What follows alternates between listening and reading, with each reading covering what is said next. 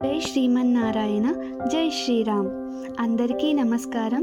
ఈరోజు మనం పండంటి జీవితానికి 12 సూత్రాలు, 12,000 మరణాలను చూసిన వ్యక్తి చెబుతున్న జీవిత సత్యాలేంటో తెలుసుకుందాం. కాశీలో మరణిస్తే మోక్షం ప్రాప్తిస్తుంది అని హిందువులలో ఒక విశ్వాసం. అందుకోసం జీవిత అంత్యకాలం కాశీలో గడపడానికి వెళ్తూ ఉంటారు. అటువంటి వారికి వసతిని కల్పించే ముఖ్యమైన 3 కాశీలాబ్ ముక్తి భవన్ ఒకటి, మిగతా 2 ముముక్షు భవన్, గంగాలాబ్ భవన్. 1908లో కాశీలాబ్ ముక్తి భవన్ స్థాపించబడింది.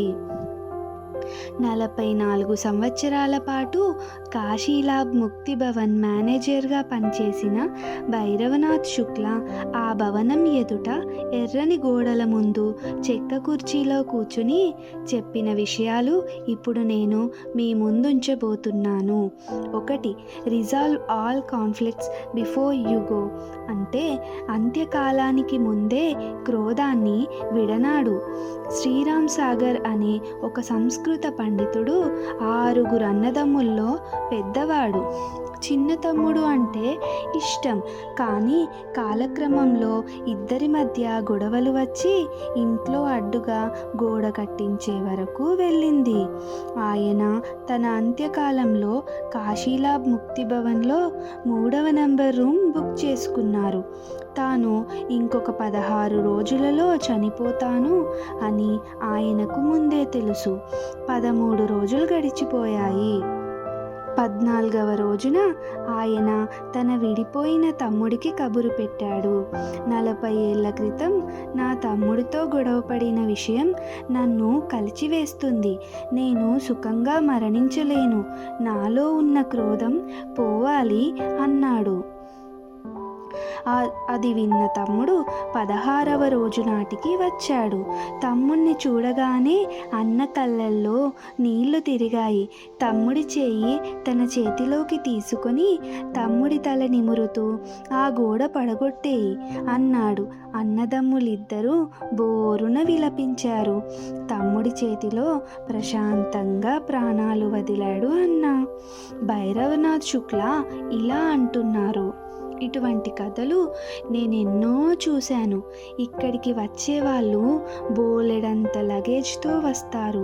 అందులో ఏదీ తీసుకువెళ్ళలేరు. జీవితంలో ఘర్షణలు లేకుండా ఎవరూ ఉండరు. కానీ వాటిని ఎంత తొందరగా పరిష్కరించుకుంటే అంత మంచిది, అంత సంతోషము పొందుతారు. 2వది simplicity is the truth of life. సాధారణంగా జీవించడం. చనిపోతాము అని తెలిసిన దగ్గర నుండి చెత్త తిండి తినడం మానేస్తారు చాలామంది. అప్పటికి కానీ చాలామందికి తాము సింపుల్ లైఫ్ గడిపి ఉండవలసింది అని అనిపించదు. సింపుల్ జీవితం అంటే తక్కువ ఖర్చు పెట్టడం, ఎక్కువ ఖర్చు పెట్టుకోవడం కోసం ఎక్కువ సంపాదించుకోవాలి అనుకోవడం, ఎక్కువ తాపత్రయం పడడం కన్నా తక్కువలో సంతృప్తి పొందడం నేర్చుకుంటే ఆనందంగా జీవించవచ్చు అంటారు భైరవనాథ్ శుక్లా. 3వది filter out peoples bad traits. ప్రజలలో ఉన్న చెడు లక్షణాలను మాత్రమే చూడకు. భైరవనాథ్ శుక్లా ఇలా అంటారు: ప్రతి మనిషిలోనూ మంచి చెడు రెండూ ఉంటాయి. మనం ఎదుటి వ్యక్తిలోని చెడును మాత్రమే చూసి మంచిని పట్టించుకోము. ఒకవేళ మనం ఎదుటివారిలోని చెడును గురించి కంటే వారిలోని మంచిని గురించి చూసి మనం వారితో స్నేహం మాత్రమే కాదు, వారిని అర్థం చేసుకోవడమే కాదు, వారిని ప్రేమించడం కూడా నేర్చుకోగలము. 4వది be willing to seek help from others. ఇతరుల సహాయం పొందడం కూడా నేర్చుకో. మనం శక్తివంతులుగా తయారు కావడం మంచిదే కావచ్చు, కానీ మనమే అన్నీ చేసుకోగలం అనే గర్వము, అహంభావము మంచివి కావు. ఎంత శక్తిమంతుడైనా అన్నీ తానే చేసుకోలేడు. ఆ విషయంలో తాను ఇతరులకు సహాయపడడంతో పాటు ఇతరుల సహాయం అర్థించే ధైర్యం కూడా ఉండాలి. ఈ ప్రపంచంలో ప్రతి వ్యక్తి ఏదో ఒక విషయంలో మనకంటే ఎక్కువ విషయ పరిజ్ఞానం వాడై ఉంటాడు. మనం అర్థిస్తే అది మనకు లభిస్తుంది. భైరవనాథ్ శుక్లా 80లలో జరిగిన ఒక సంఘటన గుర్తు చేసుకుంటున్నారు. ఒకరోజు వర్షం కురుస్తూ ఉంటే కొందరు యువకులు ఒక ముసలామెని తీసుకొని వచ్చారు.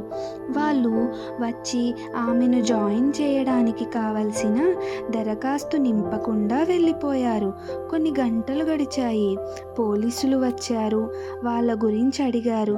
నేను తెలియదు అన్నాను. ఆమెను తీసుకొని వచ్చిన వారు నక్సలైట్లని చెప్పారు పోలీసులు. మర్నాడు వాళ్ళు వచ్చినప్పుడు నేను అడిగాను, మీరు ఒకేసారి 5 నుండి 8 మందిని షూట్ చేసి చంపగలిగినప్పుడు ఆ ముసలామెని కూడా అలా చేయొచ్చు కదా, మీరే ఆమెను సమాధి చేయొచ్చు కదా, నేను అబద్ధం చెప్పే పరిస్థితి ఎందుకు కలిగించారు అని. అందులో ఉన్న ఆమె మనుమడు మోకాళ్ళపై కూలపడి అన్నాడు, మాలో ఎవరము ఆమె మోక్షం పొందే విధంగా ఆమెకు సహాయపడలేము. ఇక్కడ ఉంటే ఆమె తప్పక మోక్షం పొందుతుంది. అందుకే ఇక్కడకు తీసుకువచ్చాము. మమ్మల్ని క్షమించండి. 5వది, find beauty in simple things. చిన్న చిన్న విషయాలలో అందం ఉంది. మా ముక్తి భవన్లో ప్రతిరోజు 3 సమయాల్లో భజనలు జరుగుతూ ఉంటాయి. కొందరు ఆ భజనలలో ఎంతో ఆనందంతో కీర్తనలు పాడతారు. దారిన పోయే వారు కూడా ఆ ఆనందం పంచుకోవడం కోసం కొంతసేపు అక్కడ చేరుతారు. కానీ కొందరది తమ ఏకాంతానికి ఆటంకం కలిగిస్తోంది అనో, తమకు ఉన్న అన్నపానాలకు ఆటంకం కలిగిస్తోంది అనో అనుకుంటారు. 6వది, యాక్సెప్టెన్స్ ఈజ్ లిబరేషన్. సమస్యల నుండి పారిపోకు. కొందరు తామున్న స్థితిని అంగీకరించలేరు. ఇలా అంగీకరించలేకపోవడం వారిలో నిరాశ నిస్పృహలను కలిగించి ఒత్తిడి పెంచుతుంది. నీవున్న స్థితిని నీవు అంగీకరిస్తే నీ సమస్యల నుండి నీవు బయటపడడం నేర్చుకోగలవు. లేదంటే నీవు చీకటిలోనే ఉంటావు. సమస్యను నీవు గుర్తిస్తే పరిష్కారం కోసం అన్వేషించగలవు. సమస్య పట్ల నిర్లక్ష్యం, పట్టించుకోకపోవడం, దూరంగా పోవాలి అనుకోవడం నీలో ఆదుర్దాను పెంచుతాయి. సమస్యను అంగీకరిస్తే నీవు దాని నుండి బయటపడే ప్రయత్నం చేయగలవు. దానిని ఎదుర్కోగలవు. అప్పుడు నీవు శక్తిమంతుడవు అవుతావు. 7వది, accepting everyone as the same makes service easier. అందరి పట్ల సమభావంతో ఉండు.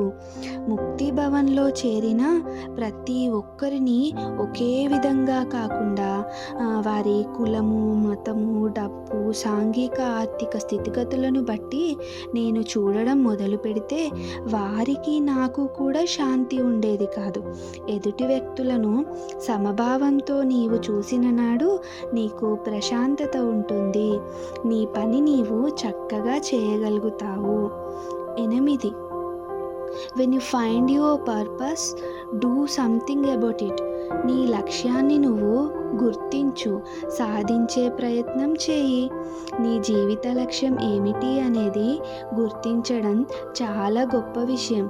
కానీ దాన్ని నువ్వు సాధించే ప్రయత్నం చేయని నాడు అది నిష్ఫలం. చాలామంది ఏం చేయాలో తెలుసు కానీ ఏమీ ప్రయత్నం చేయకుండానే జరిగిపోవాలి అనుకుంటారు. ఏమీ చేయకుండా కూర్చోవడం కన్నా అసలు లక్ష్యమే లేకపోవడం ఉత్తమం. లక్ష్యం అంటూ ఉంటే నీకున్న సమయము, నువ్వు చేయవలసినది ఒక ప్రణాళిక ఏర్పరచుకుంటావు. నీ ఆలోచన దాని మీదనే ఉంటే నీవు తప్పించుకోలేవు. 9వది హ్యాబిట్స్ బికమ్ వాల్యూస్. నీ మంచి అలవాట్లు విలువలుగా మారతాయి. మంచి అలవాట్లను చేసుకో, అది నీకు మంచి విలువలను నేర్పుతుంది. మంచి అలవాట్లను అభ్యాసం చేతనే నేర్చుకోవాలి. అదేమీ సులువైన విషయం కాదు. ప్రతిసారి నువ్వు ప్రయత్నపూర్వకంగానే సాధించాలి. సత్యము, దయ, సానుభూతి, నిజాయితీ ఇవేవి నీ ప్రయత్నం లేకుండా వాటంతట అవి రావు. 10 choose what you want to learn. నీవేం నేర్చుకోవాలో నీవే నిర్ణయించుకో. ఈ ప్రపంచంలో ఎంతో విజ్ఞానం ఉంది. అందులో నీవు ఏది కావాలి అనుకుంటున్నావో దాన్ని ఎంచుకో. ప్రతి ఒక్కరూ వారి అభిరుచులను, సిద్ధాంతాలను, అనేక విషయాలను నీ మీద రుద్దుతారు. అయితే నీకు ఏది ఇష్టమో అదే ఎంచుకో. వారి సూచనలు పరిగణలోకి తీసుకో. నీ మనసు, హృదయం చెప్పినట్లు నువ్వు ఎంచుకో. ఇక్కడికి వచ్చిన వారు ఆఖరు దశలో ఉంటారు. నడవలేరు, మాట్లాడలేరు. అప్పుడు వారిలోకి వారు వెళ్ళడం మొదలు పెడతారు. వారి అనుభవాలలోనే వారు కాలం వెళ్ళబుచ్చుతూ ఉంటారు. నేర్చుకున్న దానిని నెమరు వేసుకుంటూ ఉంటారు. 11 you don't break ties with people, you break ties with the thought they produce. నీవు ప్రజలతో సంబంధాలు తెంచుకోకపోతే వారు రగిలించిన ఆలోచనలతో సంబంధం తెంచుకో. నువ్వు ప్రేమించిన వ్యక్తులు, నీకు ఆప్తులైన వ్యక్తులు నీతో అన్ని విషయాల్లోనూ ఏకీభవించకపోవచ్చు. వారి భావాలు నీ భావాలకు వ్యతిరేకం కావడం వలన వారి భావాలతో విభేదించలేక వారికి నువ్వు దూరం జరుగుతావు తప్ప వారికి నీవు దూరం కావు. మీ మధ్య భేదాభిప్రాయం ఆలోచనలోనే తప్ప వ్యక్తులతో కాదు. నీవు నేర్చుకోవలసినది వారిపై ప్రతీకార భావం కాదు, వారి పట్ల కఠిన హృదయము కాదు. 12 10% of what you earn should be kept aside for ధర్మ. నీ సంపాదనలో 10% దానం కోసం కేటాయించుకో. ధర్మం అంటే మత సంబంధం కాదు, మంచిని చేయడం. ఒక 10% సంపాదన ఇందుకు కేటాయించుకో. చాలామంది జీవిత అంత్యకాలంలో దాన ధర్మాలు చేస్తూ ఉంటారు. వృద్ధాప్యం వలన వారికి కలుగుతున్న అసౌకర్యాలు ఇతరులకు కలుగుతున్నాయని తెలుసుకొని అవి తొలగాలని కొంత సహాయపడుతూ ఉంటారు. ఎవరైతే ఆప్యాయతను పొందుతూ ఉంటారో, అపరిచితుల ప్రేమను పొందుతారో వారు ప్రశాంతంగా ప్రాణం విడువగలుగుతారు. నీవు సంపాదించిందంతా నీవే అనుభవించాలి అనుకోకు, కొంత ఇతరులకు మిగుల్చు.